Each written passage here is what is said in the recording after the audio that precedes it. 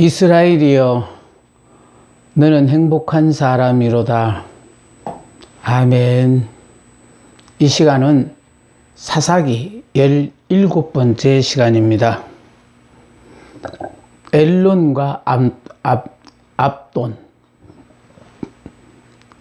엘론 사사와 압돈 사사는 특별히 이렇게 한 일이 없습니다. 엘론은 북쪽 스불론 출신으로 10년간 이스라엘을 다스렸다. 소사사들은 그들이 전쟁을 치르지 않았기 때문에 민간 사사로 알려진다. 압돈은 8년간 활동을 했다. 이렇게밖에 성경에는 언급되어져 있지 않습니다. 이제 삼손의 행적에 대해서 공부를 하고자 합니다. 삼손은 나시린으로 출생을 했어요.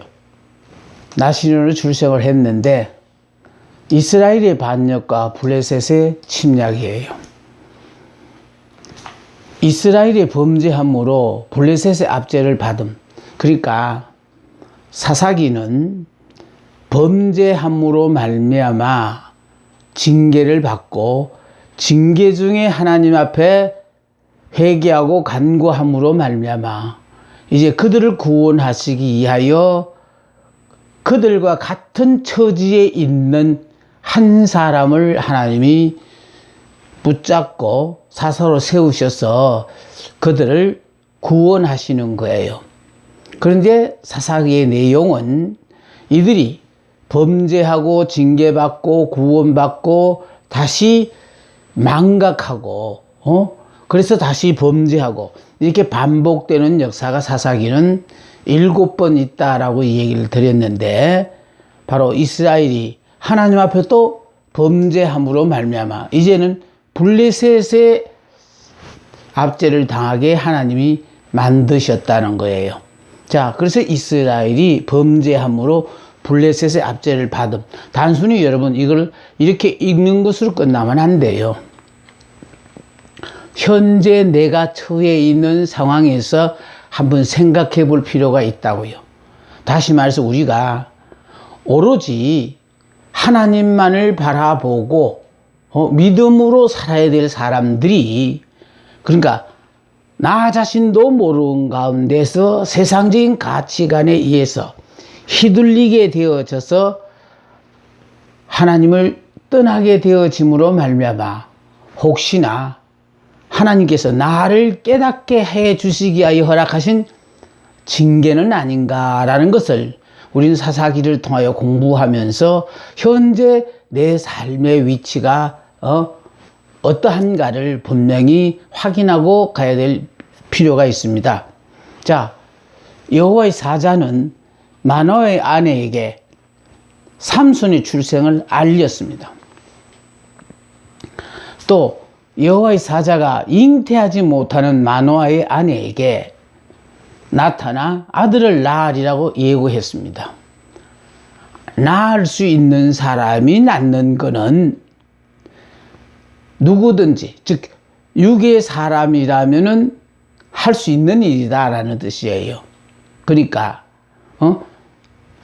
우리가 예수를 믿음으로 말미암아 우리 형편으로서는, 나로서는 도저히 할 수 없는 상황인데도 예수를 믿는 순간에 우리는 예수 안에서 육의 사람이 영의 사람으로 바뀌었다고 여러분이 깨달으신다면은, 그렇게 이렇게 영으로 사는 이 사람들을 통하여 하나님은 새로운 역사의 장을 여시는데, 오늘 마노아의 아내에게 여호와의 사자가 나타나서 아들을 낳으리라고 예고했다라는 거예요. 이게 바로 뭐냐면은 내 육신은 나는 죽었다라고 아예 포기하고 사는 사람. 다시 말해서 나는 죽었다는 사람은요, 현재 주어진 나의 이 상황 그 자체를 아멘으로 받아들이고 산다는 거예요. 좋으신 하나님이 내게 어련히 알아서 지금의 이 형편을 허락하겠나. 이 형편은 하나님이 결국 내게 주신 최고의 축복이다라고 생각하고 자족하면서 그 가운데서 감사를 찾아서 이렇게 감사하며 사는 이런 삶을 살 때에 내 능력과 상관없이 어떤 환경에 처했더라도 하나님께서는 우리를 통하여 이제 부활의 영으로 말미암아 새로운 삶을 살게 하신다는 거예요. 이게 중요하다는 것은요, 우리가 예수를 믿는 것은 내가 육신을 보면 내가 무엇을 하는 게 아니라는 거, 나로서는 절대로 할 수 없는 그런 상황인데도 이런 나에게 하나님이 꿈을 주시고 그 꿈이 실현 가능한 게 아닌데도 불구하고 그 꿈을 믿기만 하면은 이 꿈의 주인공이 앞으로 내가 되어진다라는 것을 우리는 지식으로 배우는 게 아니고요, 삶을 통하여 하나하나 체득해 가면서 사는 거예요.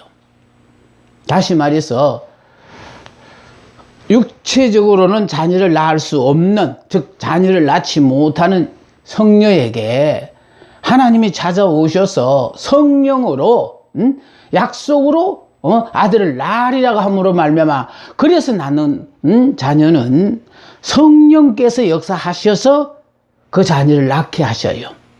그러니까 믿음의 조상 아브라함도 그러했고 그의 아들 이삭의 부인 리브가도 그러했고 또 이삭의 아들인 야곱도 사랑하는 라헬이 아이를 낳지 못하는데도 하나님께 기도함으로 말미암아 부활의 영으로 말미암아 이들이 다 자녀를 낳았어요. 자, 이렇게 자녀를 낳은 사람들을 산자라고 그래요. 그러니까 우리가 육체를 입은 건강한 사람이라면 누구든지 결혼을 하면 자녀를 낳는다. 이건 육의 자녀이니까 이런 자녀는 아무리 많아도요, 이건 하나님 앞에서는 다 죽은 자예요. 이런 자녀들이 살아있는 동안에 예수를 믿음으로 말미암아 부활의 영으로 말미암아 결과적으로 나로서는 불가능하나 하나님으로서는 나를 통하여 이렇게 가능한 역사를 나타내심으로 말미암아 그래서 이렇게 사는 사람, 약속의 자녀라 그러거든요. 그 약속을 붙잡고 사는 사람들은 그 약속을 내가 이루는 게 아니고요, 나만 죽었다가 하고 내 방법과 내 모든 것을 내려놓기만 하면은 그런 자를 통하여 하나님은 부활의 영으로 말미암아 새로운 역사의 장을 열어요. 그런데 이렇게 열기 위하여 안타까운 일은요, 이제 하나님 붙잡고 쓰시려고 할 때에 죽은지 안 죽은지를 확인하신다고. 그러니까 죽은 사람은 하나님께서 붙잡고 부활의 영으로 새롭게 시작하지만은 아직 입으로는 죽었다고 하고 생각으로는 죽었다고 하는데도 불구하고 아직 내가 산 사람으로 안 죽은 사람은 하나님이 환경을 통하여 우리를 죽이셔. 그러니까 우리는 이와 같은 상황에 처하면 죽고 가니까 살려달라고 매달리고, 사업이 망해가니까 하나님 이 사업이 망하면 안 된다고 절대 이 사업을 하나님께서 역사하셔서 이렇게 일어나게 해달라고 여러분 이렇게 안타깝게 기도하지만은 믿음의 사람에게는요, 영의 사람에게는요, 너는 아직도 예수 믿으면서 육으로 사는 옛 사람이 죽었다는 거 아직도 모르느냐? 또 이스라엘 백성이 가나안 땅에 들어와서 새로운 일 네 가지가 있었는데 그 중에 제일 첫째가 할례였잖아요. 그럼 할례가 바로 무엇이냐? 나는 더 이상 이제 육체를 의지하지 않는다는 것. 그럼 육체를 의지 않는다는 것은 다시 말해서 가나안 땅의 삶이라는 것은요, 영으로 산다라는 그런 뜻이에요. 그럼 영으로 사는 사람은요, 내가 할 수 있어서 하는 거 아니에요. 하나님이 명령하시면은 이에 불문하고 무조건 순종하고 주어진 환경에 순응하고 사는 그런 사람들. 그래서 가나안 땅에 들어가서 이스라엘 백성들이 여리고성 점령할 때 사건을 생각해 보라고요. 이스라엘 백성은요, 아무것도 한 게 없어요. 오로지 하나님의 말씀에 순종하여 하루에 한 바퀴씩 6일을 돌고 6바퀴 돌았죠. 그리고 7째 날 마지막 7바퀴를 돌게 함으로 말미암아 그렇게 도합 13바퀴를 돌고 마지막에 여리고성아 무너져라는 그 말씀에 순종했을 뿐인데 여리고성을 무너뜨리고 여리고성을 점령하게 되어졌잖아요. 그럼 이 여리고성 점령에 있어서 우리에게 주는 교훈이 뭐냐 하면은 이건 하나님의 전쟁이기 때문에 하나님께서 계획하시고 하나님께서 모든 걸 추진하셔서 결과적으로 하나님이 그 일을 통하여 영광을 받으신다 그런 뜻이에요. 그런데 이렇게 해서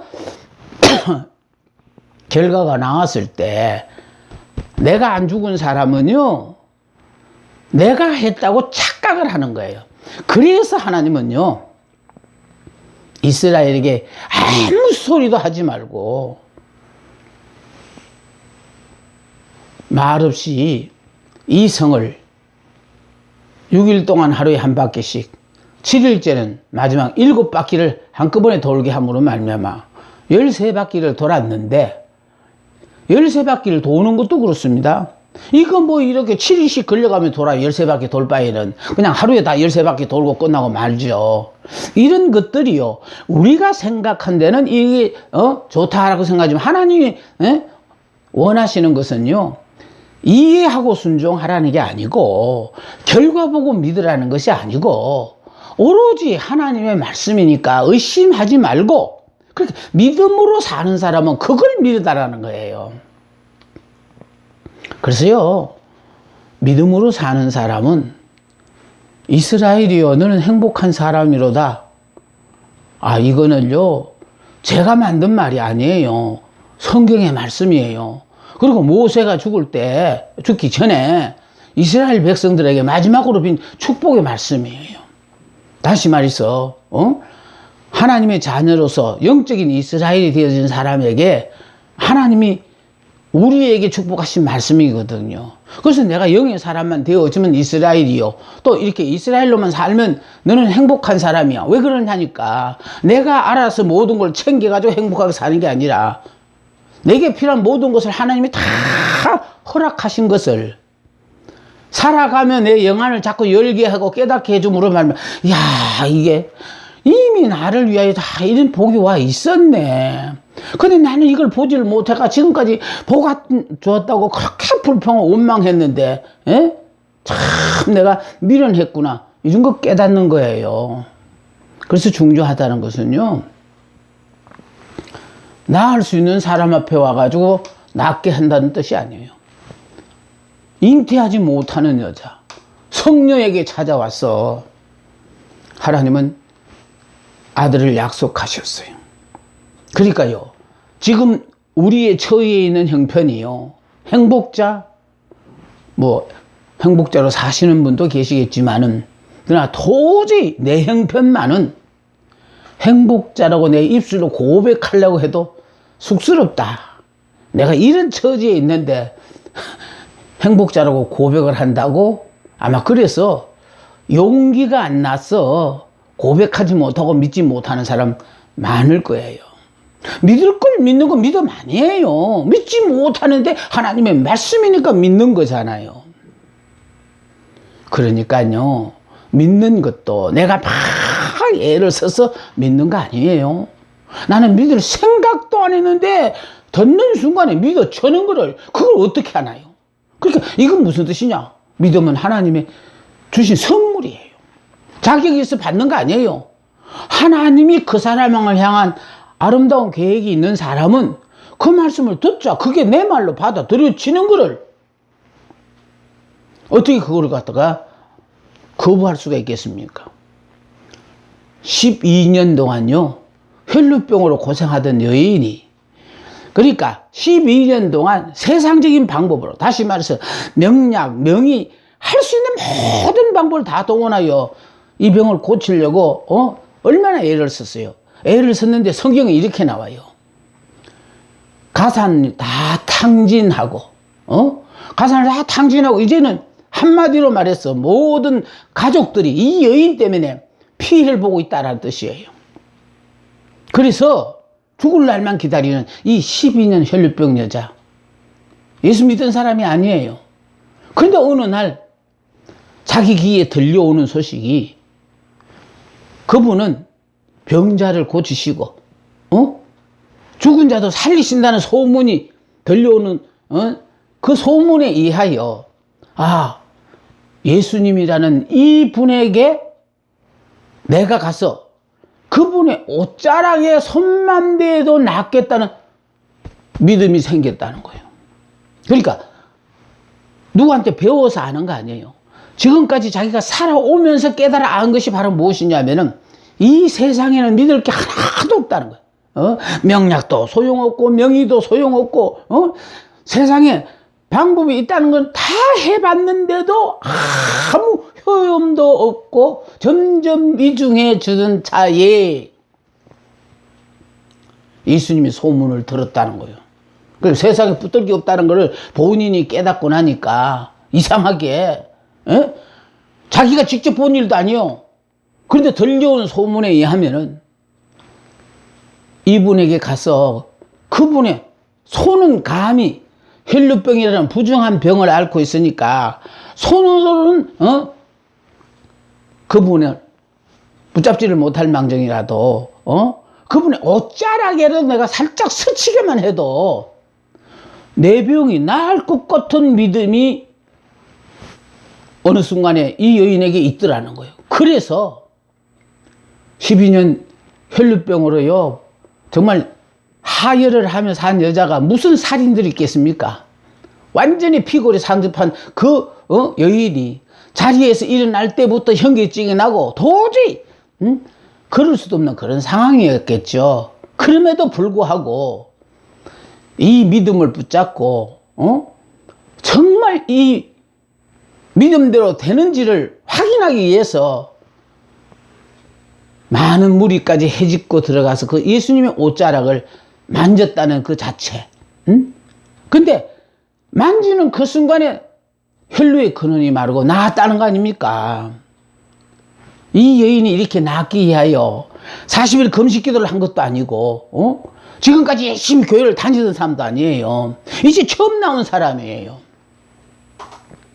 그랬는데 그런 믿음을 주셔서 옷자락에 손을 대는 순간에 자기 혈류의 근원이 나았다라는 것은요, 우리에게 중요한 것은 하나님이 아름다운 계획이 있는 그 사람에게 하나님이 찾아가셔서 약속하시고 도저히 인위적인 방법으로는 불가능한데 부활의 영으로 말미암아 이렇게 놀라운 역사를 하나님께서 일으키신다는 사실을 우리가 명심하고 사신다면은 여러분 부활의 영으로 말미암아 날마다 이기고 승리하는 삶을 사시고 싶지 않으십니까?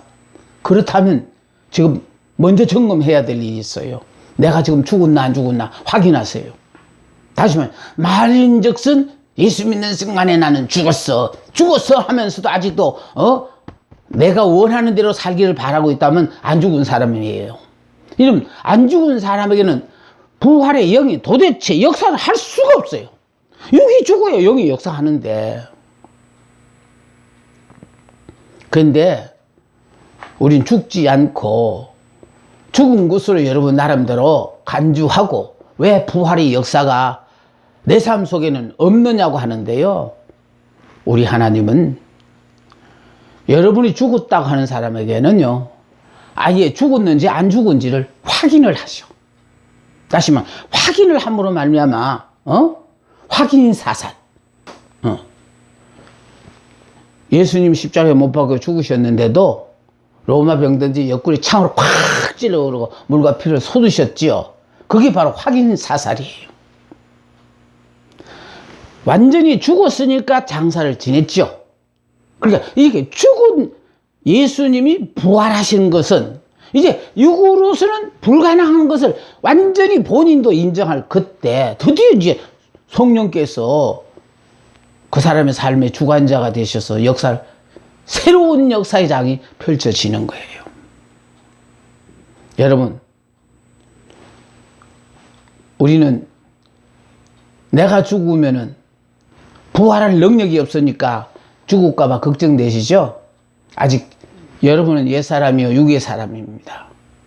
그러나 내가 죽고 부활하는 것은요, 내가 알아서 하는 게 아니고 예수를 믿음으로 말미암아 믿음 안에서 우리는요, 죽었다가 살아나는 거예요. 왜냐? 예수님이 우리 대신 죽으시고 또 장사 대신 되셨다가 부활하셨으니까 그래서 예수를 믿음으로 말미암아 예수님 죽으실 때 예수님 안에서 우리는 죽었고 장사 대심 됐을 때 나도 같이 장사 되었으니까 장사 대심으로 말미암아 이제 더 이상 육적인 일은 여러분이 신경을 쓰면 안 돼요. 허락하신 그 상황에 나로서는 만족하지 못하지만 하나님으로서는 내게 만족한 환경을 허락하셨으니까 무조건 하고 아멘하고 자족하고 감사하며 그렇게 사는 겁니다. 이렇게 살다가 보면요, 하나님의 때가 되어야만이 나는 부활하고 싶은 마음도 없어요. 그냥 이대로도 좋아요. 그런데 하나님이 부활의 영으로 말미암아 우리를 살려놓으심으로 지금까지 살던 삶하고는 전혀 차원이 다른 기가 막힌 삶을 살게 되어지는 겁니다. 그래서 이런 부활의 역사를 나타내기 위해서요, 죽어가는 사람은 하나님 당신의 계획에 의해서는 죽이시기도 하고 또 죽어가는 상황에서 살려달라고 하면 살려주시는 분도 있고 죽이시는 분도 있다 이 말이에요. 그러면 살려주시는 사람은 살려주시는 것이 하나님께 영광이 되니까 살려주고 살려달라고 그렇게 간절히 원하는데도 죽기를 기다리시거든요. 다시 말해서 베다니에 나사로가 죽어간다고 예수님 앞에 찾아왔을 때에 예수님은 그 소식을 듣고 급히 가시지 않고 이틀을 더 유하셨다라는 말은 나사로가 죽기를 기다리셨다는 거예요.